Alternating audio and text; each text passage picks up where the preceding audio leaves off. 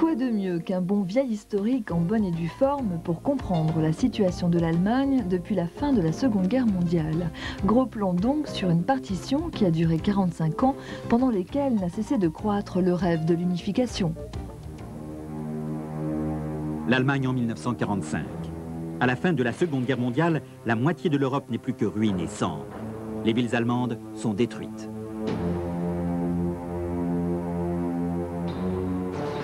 Après la capitulation, ce sont les puissances victorieuses qui assument la responsabilité de l'Allemagne tout entière. À Potsdam, Truman, Churchill et Staline confèrent sur le sort futur des Allemands. Les territoires à l'est de l'Oder et de la Neisse sont placés sous administration polonaise et soviétique. Le reste de l'Allemagne est divisé en 4 zones d'occupation. Les oppositions entre l'Est et l'Ouest se font de plus en plus marquantes. 1948, premier point culminant de la guerre froide. Les soviétiques bloquent toutes les voies d'accès à Berlin. Dans une action sans précédent, Américains et Britanniques organisent un pont aérien. Un an durant, Berlin-Ouest sera approvisionné par la voie des airs en produits alimentaires et combustibles. Les puissances d'occupation occidentale deviennent les puissances protectrices de la liberté et de la démocratie de l'Allemagne de l'Ouest. Mai 1949, fondation de la République fédérale d'Allemagne. Elle se dote d'une constitution démocratique libérale. Le préambule de cette loi fondamentale demande au peuple allemand tout entier d'accomplir l'unité et la liberté de l'Allemagne en libre autodétermination.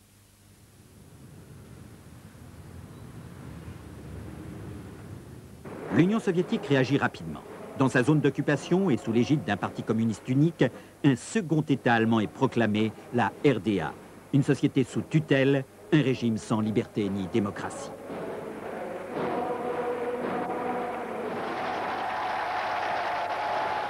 Les jeunes déjà sont endoctrinés dans l'esprit du parti et de l'État.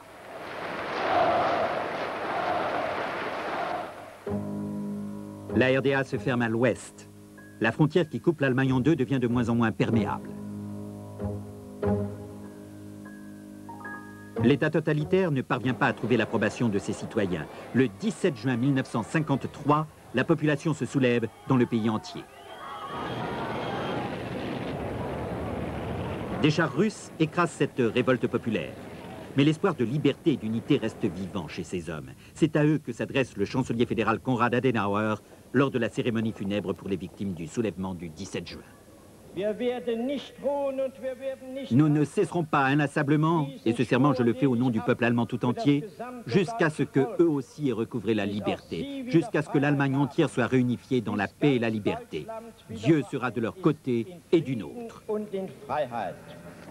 Gott wird mit ihnen und mit uns sein. 1955, adhésion à l'OTAN. Dans son désir de liberté et d'unité, la République fédérale opte pour son ancrage dans l'Alliance occidentale. Puis c'est la réconciliation avec les voisins, en particulier avec la France.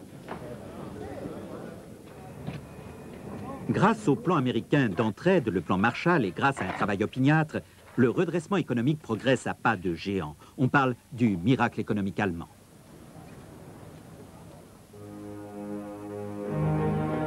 Il en va autrement des citoyens à l'est de l'Allemagne. Ils votent avec leurs pieds, c'est-à-dire que des milliers s'enfuient chaque semaine vers la République fédérale.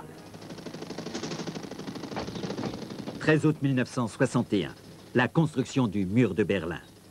Le régime est-allemand a définitivement incarcéré ses citoyens. Des familles sont brutalement déchirées.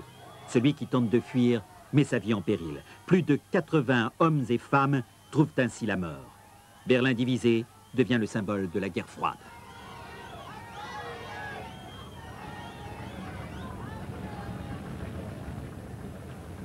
« 1963, visite du président américain John F. Kennedy à Berlin.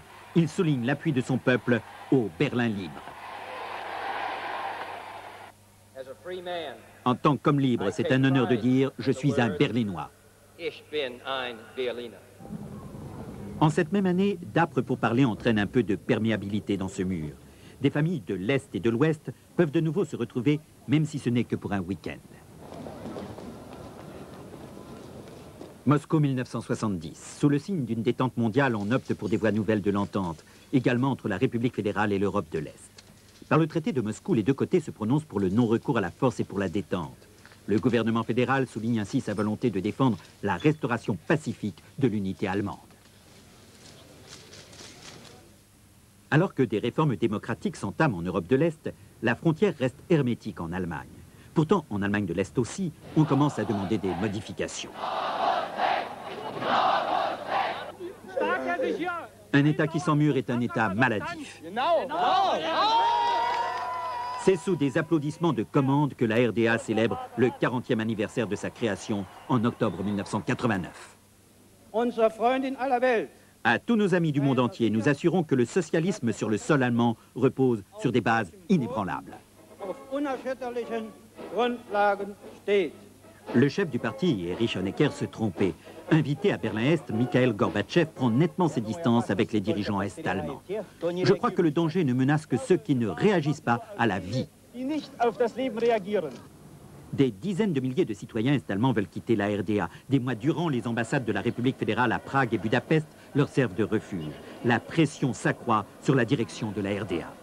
C'est la Hongrie qui, la première, ouvre ses frontières vers l'Ouest en septembre 1989. Un rêve devient réalité pour beaucoup. J'y suis arrivé, je suis enfin un homme libre. La vague de protestation continue de déferler en RDA. Des centaines de milliers de gens manifestent sans violence. Le régime malade et miné n'a plus rien à opposer au cri de « Nous sommes le peuple ».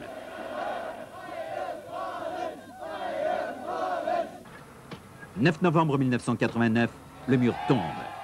Les dirigeants est-allemands ont capitulé devant la soif de liberté des citoyens. Des images d'une joie sans mesure qui ont fait le tour du monde. C'est la victoire de la révolution pacifique. Et pour l'État de la RDA, c'est le début de la fin. Lors des premières élections libres, en mars 1990, les habitants de la RDA votent pour une réunification aussi rapide que possible avec l'Allemagne de l'Ouest.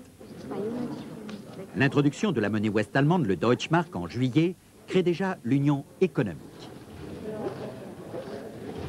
Août 1990, l'union politique. Le Parlement est-allemand décide d'adhérer à la République fédérale en date du 3 octobre.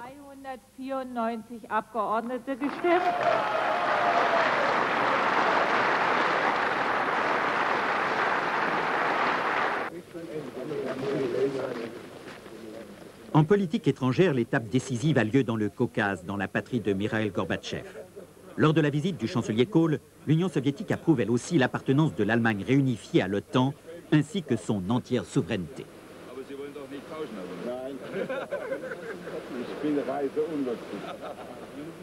Moscou, septembre 90. Les ministres des Affaires étrangères des 4 anciennes puissances victorieuses et leurs 2 homologues allemands signent le document final des pourparlers 2+4. Une Allemagne souveraine, unie, naît ainsi, en plein accord avec tous ses voisins. L'après-guerre touche à sa fin.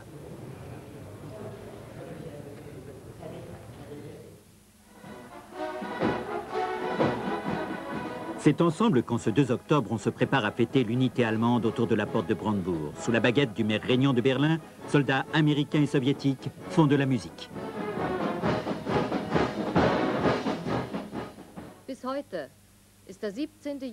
Attitude plus réservée pour les littéraires. Ici, on récite une fois encore des textes choisis d'auteurs est-allemands, interdits pendant des dizaines d'années. Les communistes n'ont pas su tirer profit du crédit incroyable qui leur était octroyé après la chute de Hitler. C'est cela, la tragédie de la RDA.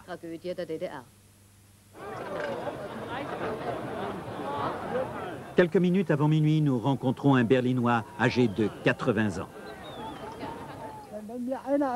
Si quelqu'un m'avait dit que de mon vivant encore ce mur disparaîtrait, j'aurais dit « il est dingue ». Et voilà qu'il n'est pas dingue. Mais voilà ici, et je dis « oui, ça, il faut que tu le vives ». Profondément ému, je l'avoue. C'est un jour que j'ai attendu pendant tant d'années. C'est simplement super. Pour notre génération, c'est une chance immense de tirer les leçons du passé et de construire l'avenir. 3 octobre, minuit pile ou 0 heure. Devant le Reichstag de Berlin, une foule immense écoute le son de la cloche de la liberté, ainsi que les mots du président de la République fédérale, Richard von Weizsäcker. En libre autodétermination, nous voulons parachever l'unité et la liberté de l'Allemagne.